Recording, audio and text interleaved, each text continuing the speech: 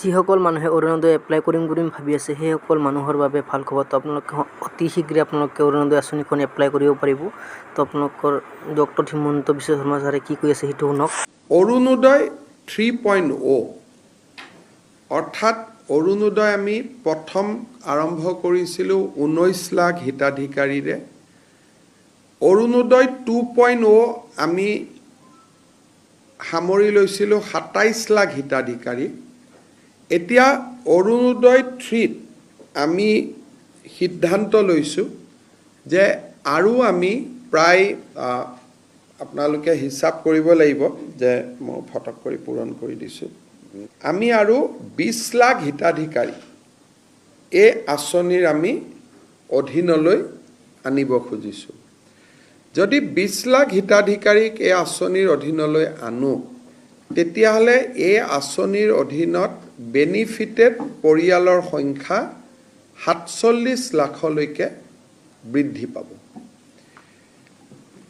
আমি অৰুণোদয় 2.0 আধাৰ আৰু ৰেচন কাৰ্ডৰ লগত জড়িত নাছিলে। তাৰ কাৰণেটো পাবৰ কাৰণে ৰেচন কাৰ্ড থাকিবই লাগিব। আৰু যদি ৰেচন কাৰ্ড কাৰোবাৰ থাকে তেতিয়াহ'লে তাৰ আধাৰো থাকিব লাগিব। অৰ্থাৎ Arunodoi will be link with Aadhaar and ration card. সেইকাৰণে বৰ্তমানলৈকে পাই থকা অৰুণোদয়ৰ হিতাধিকাৰী আৰু নতুনকৈ 20 লাখ যি হিতাধিকাৰী হ'ব তাৰ কাৰণে এটা নতুন নিৰ্বাচনী প্ৰক্ৰিয়া এটা আৰম্ভ হ'ব। অৱশ্যে যেতিয়ালৈকে নতুন বেনিফিচিয়াৰী নিৰ্বাচন নহয় তেতিয়ালৈকে পুৰণাসকলে অৰুণোদয় পাই থাকিব। কিন্তু যেতিয়া নতুন হিতাধিকাৰী হ'ব বৰ্তমানে পাই থকা সকলোৱে নাপাবও পাৰে। যদি তেওঁলোকৰ ৰেচন কাৰ্ড নাই বা তেওঁলোকৰ আধাৰ নাই তেতিয়া তেওঁলোকে নাপাবও পাৰে। অহা ছেপ্টেম্বৰ মাহৰ পৰা আমি অৰুণোদয় হিতাধিকাৰী 0.3ৰ কাৰণে অৰুণোদয় 0.3 এই হিতাধিকাৰী নিৰ্বাচনৰ প্ৰক্ৰিয়াটো আমি আৰম্ভ কৰিম। আৰু এই কামটো যাতে খুব সুষমভাৱে, কাৰণ অৰুণোদয় হিতাধিকাৰী প্ৰায় ডাবুল হৈ যাব, আজিতকৈ দুগুণ হৈ যাব। আজি 27 লাখ আছে, তেতিয়া প্ৰায় 47 লাখ হ'ব।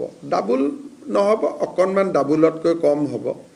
গতিকে এইবাৰ যাতে অৰুণোদয়ত প্ৰত্যেকটো ৰেচন কাৰ্ড থকা পৰিয়াল, প্ৰত্যেকটো হয়তো নহ'ব, 80% হ'ব। ৰেচন কাৰ্ড প্ৰায় 55 লাখৰ আছে, আমাৰ অৰুণোদয় 47 লাখ। কিন্তু যিহেতু অৰুণোদয়ত ক্ৰাইটেৰিয়া আছে, 4খন গাড়ী থাকিলে নাপায়, মন্ত্ৰী MLA পৰিয়ালে নাপায়, পঞ্চায়তৰ পৰিয়ালে নাপায়, সেইকাৰণে আমি ভাবিছোঁ যে 47 lakh will be a sufficient number যোগ্যজনক দিবৰ কাৰণে। আৰু তাৰ গোটেই নিৰ্বাচনৰ প্ৰক্ৰিয়াটো আমি ছেপ্টেম্বৰ মাহৰ পৰা আৰম্ভ কৰিম।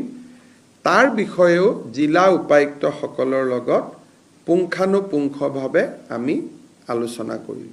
যদি আপোনালোকে এপ্লাই কৰে তেনেহ'লে আপোনালোকক কি ডকুমেণ্টছ লাগিব? তো আপোনালোকে শুনিছে, তো মই আকৌ একবাৰ আপোনাক কৈ আছোঁ, ৰেচন কাৰ্ডটো লাগিব। ৰেচন কাৰ্ডটো আপোনালোকৰ বাধ্যতামূলক হয়। আৰু আপোনালোকৰ লাগিব আধাৰ কাৰ্ড থাকিবই লাগিব। আৰু আপোনালোকৰ বেংকৰ লগতো লিংক থাকিব লাগিব, নহ'লে আপোনালোকে এপ্লাই কৰি কোনো লাভ নাই।